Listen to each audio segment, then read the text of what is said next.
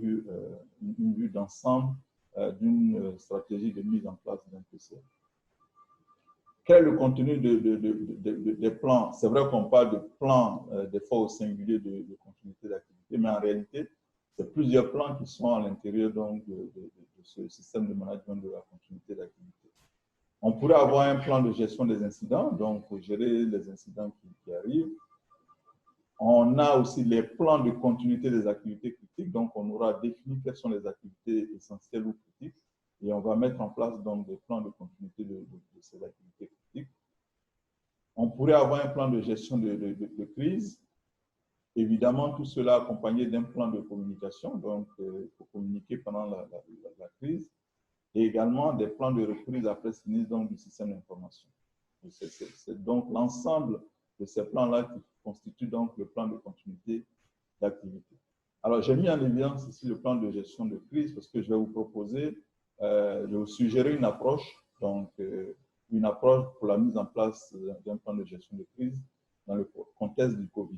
Donc, nous sommes bien entendu en face d'un sinistre majeur. Et au niveau donc de notre approche globale, nous sommes au niveau donc de la phase B5, plan de continuité d'activité de procédure. Donc, au niveau des plans, nous sommes au niveau du plan de gestion de crise. Alors, pour mettre en place un plan de gestion de crise que je vous suggère, on commencera par l'identification des activités critiques. Sûrement, pour ceux qui ont déjà un plan de continuité en place, cette identification des activités critiques aura été déjà faite au moment donc de l'analyse d'impact sur les activités, donc le fameux BIM. Donc, pour ceux qui ont déjà un plan de continuité en place, ils auront déjà identifié les activités critiques, ils auront identifié le personnel essentiel, ils auront identifié les systèmes critiques, ils auront identifié donc des fournisseurs et des prestataires clés. Pour me poser la question, mais pour ceux qui n'ont pas de plan de continuité, mais en ce moment-là, il faut aller vite, il faut mettre en place ce plan de gestion par une approche, j'ai envie de dire, on va arriver à identifier des activités critiques, identifier le personnel essentiel, identifier les systèmes qui sont critiques, identifier les fournisseurs, les prestataires clés. Okay? Une fois qu'on a fait ça, il faut mettre en place un comité de crise. En pareille circonstance, ce que nous proposons, c'est de mettre en place un comité de crise à 3 niveaux. Donc, à un niveau stratégique, à un niveau tactique et à un niveau opérationnel. Donc, le comité de crise qui sera mis en place sera composé donc de ces trois niveaux-là. Ensuite, on va déterminer des niveaux d'alerte donc, qui vont nous permettre donc, d'exécuter notre plan de gestion de crise. Et une fois qu'on a déterminé ces niveaux d'alerte, on va élaborer un plan d'action par niveau d'alerte. Donc, allons-y spécifiquement sur la détermination des niveaux d'alerte et l'élaboration d'un plan d'action. Par exemple, ce qu'on vous propose ici comme niveau d'alerte, on vous propose un niveau d'alerte à 4 paliers, dont le niveau 0, le niveau 1, le niveau 2, le niveau 3, avec des critères de catégorisation. Donc, on serait à un niveau 0 à la suite du déclenchement de l'épidémie dans le monde. Donc, le niveau de risque est relativement faible. On a un niveau 1 que nous évaluons comme important en termes de niveau de risque. Quels sont les critères de catégorisation? Donc, si on prend une organisation quelconque, c'est qu'on n'a aucun cas de contamination d'un membre de l'organisation ou chez l'un de ses proches. Nous n'avons aucun cas de contamination d'une personne dans les locaux communs, donc à cette organisation. Aucun cas de contamination chez un partenaire de l'organisation, donc c'est un client, c'est un prestataire, etc.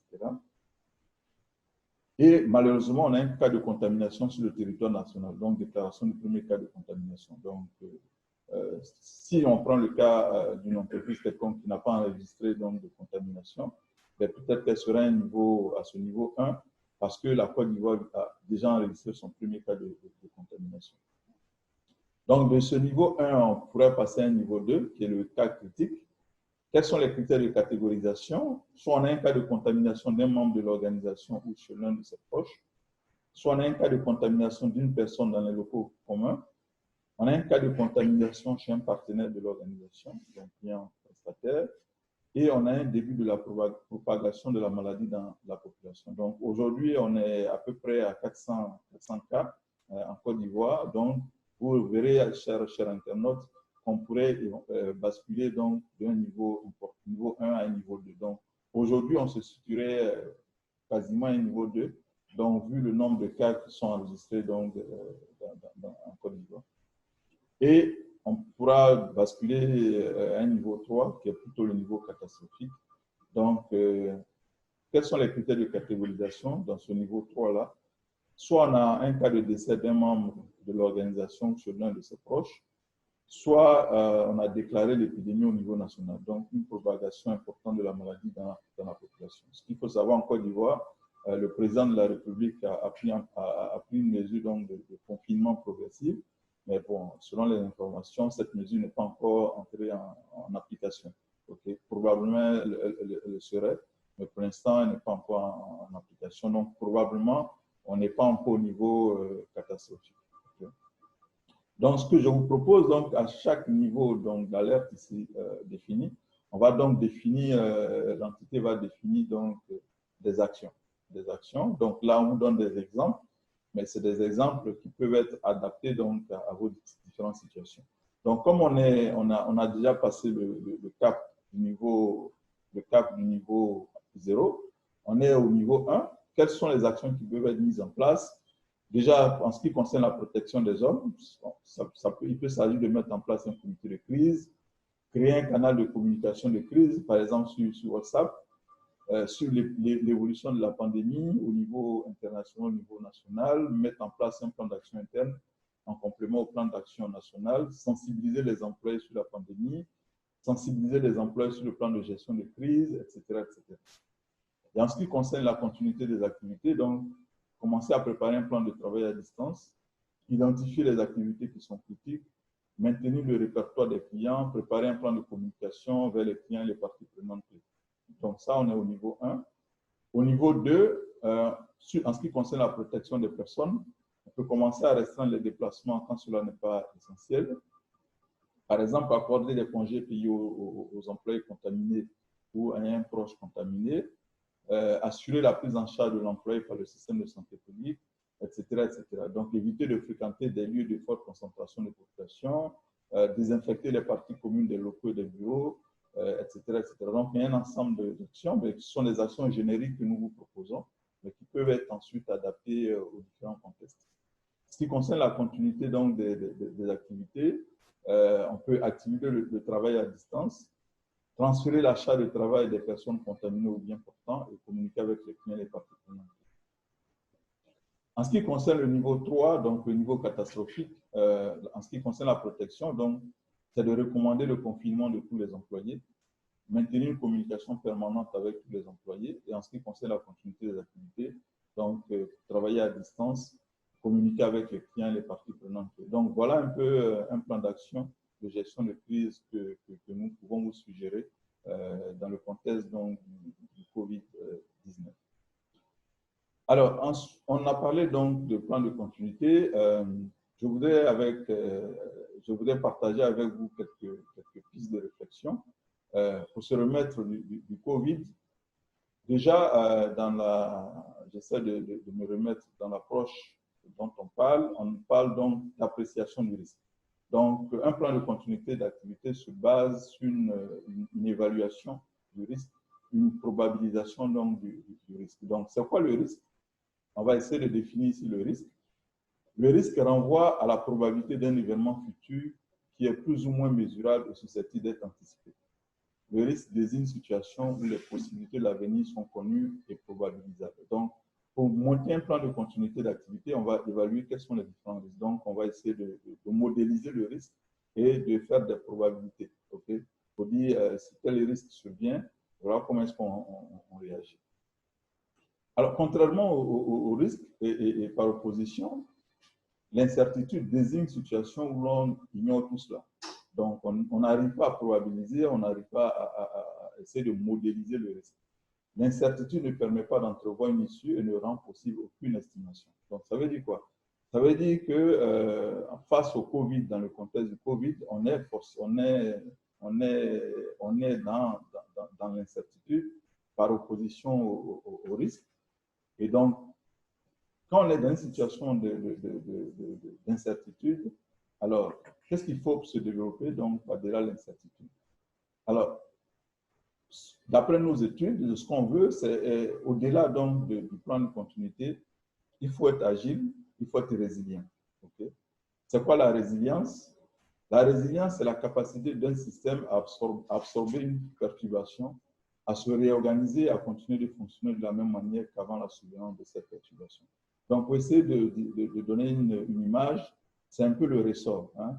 On va appuyer le ressort, il va se tordre, mais il faut qu'il puisse revenir à sa situation initiale. Donc, la résilience, l'agilité, okay, et la capacité à maintenir la compétitivité d'une entreprise alors que la turbulence de son environnement dépasse sa vitesse d'adaptation.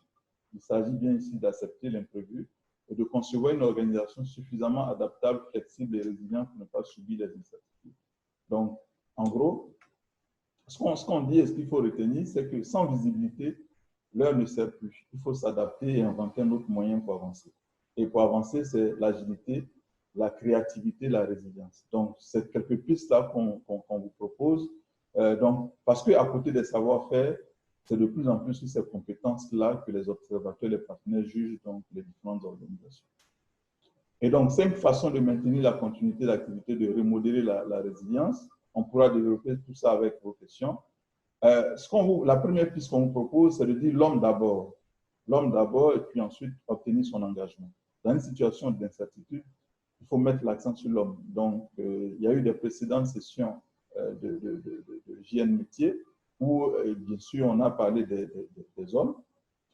Deuxième piste, c'est de repenser la stratégie de continuité d'activité. Troisième piste, communiquer avec les parties prenantes clés. Quatrième piste, tirer profit des mesures gouvernementales. Donc, je le rappelais, on est à plus de 5% du PIB, donc du plan donc, de l'État ivoirien. Bien sûr, il faut donc tirer profit de ces mesures gouvernementales. Et dernière piste, c'est construire la résilience en passant au jour d'après. Il y aura un jour d'après, il y aura un jour avant le Covid, il y aura un jour après le Covid. Hein. Donc, il faut construire sa résilience en passant justement au jour d'après. Et moi, j'ai la conviction qu'on aura un jour d'après. Alors, dernier point que je voulais partager avec vous, c'est, je pose la question, est-ce que le Covid est vu comme un signe noir ou un signe blanc? Signe noir, signe blanc, c'est pas de moi. C'est quoi le concept de signe noir ou Black Swan? Le concept qui remonte à plusieurs siècles a été basé sur l'idée erronée que tous les signes sont blancs. Mais à la fin du XVIIe siècle, les signes noirs ont été observés en Australie, révélant la lacune dans nos connaissances, notre imagination et notre perspective. Donc, les signes noirs sont inattendus, inévitables et catastrophiques. Nous ne savons pas quand ils se produiront, quelle forme ils prendront, où ils se produiront, qui ils affecteront ou comment ils seront résolus. Mais une chose est sûre, nous devons être prêts à y répondre. Donc, c'est quoi les signes noirs? Donc, les black swans, c'est des oiseaux rares, okay, qui ont la caractéristique donc de se produire de façon imprévisible ou inattendue, se développent rapidement et pendant des jours, des semaines et des mois, sont d'une ampleur d'un dégât catastrophique et exigent des ressources financières importantes, donc des organisations, des gouvernements pour les résoudre efficacement. De cette définition, si on fait un parallèle avec le Covid, on est effectivement dans une situation imprévisible, une situation qui n'arrive pas tout le temps et qui est quand même majeure. Donc, on pourrait dire que c'est un peu notre signe noir. Il faut mettre en place des principes de réponse, donc des principes de réponse pour préparer justement de se remettre de cette situation-là. Et nous essayons de vous donner ici quelles sont les caractéristiques d'une réponse efficace. Évidemment, comme le signe noir, c'est quelque chose d'imprévisible, on ne peut pas vous donner donc une réponse qui soit aussi détaillée. Par contre, on vous donne quelles sont les caractéristiques d'une réponse qui peut être efficace. C'est avant tout un environnement de travail soucieux de la sécurité. Il faut mettre en place un dispositif d'appréciation des risques, une capacité à se remettre en cause, une volonté d'identifier et de signaler les problèmes et prendre en compte l'expérience et le support nécessaire tant interne qu'externe. Et bien sûr, il faut avoir à disposition donc des compétences techniques à tous les niveaux. Voilà. Donc, j'arrive au terme donc, de la première partie de